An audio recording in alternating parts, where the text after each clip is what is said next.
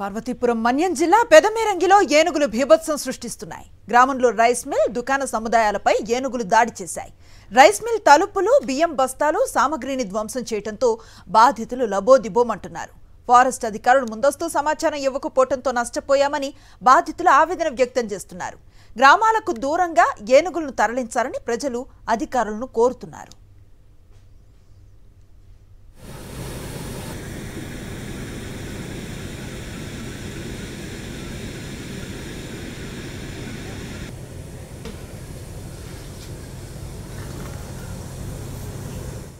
పార్వతీపురం మన్యం జిల్లా పెదమేరంగిలో ఏనుగులు బీభత్సం సృష్టిస్తున్నాయి. గ్రామంలో రైస్ మిల్, దుకాణ సముదాయాలపై ఏనుగులు దాడి చేశాయి.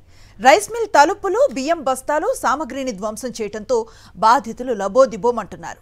ఫారెస్ట్ అధికారులు ముందస్తు సమాచారం ఇవ్వకపోవడంతో నష్టపోయామని బాధితులు ఆవేదన వ్యక్తం చేస్తున్నారు. గ్రామాలకు దూరంగా ఏనుగులను తరలించాలని ప్రజలు అధికారులను కోరుతున్నారు.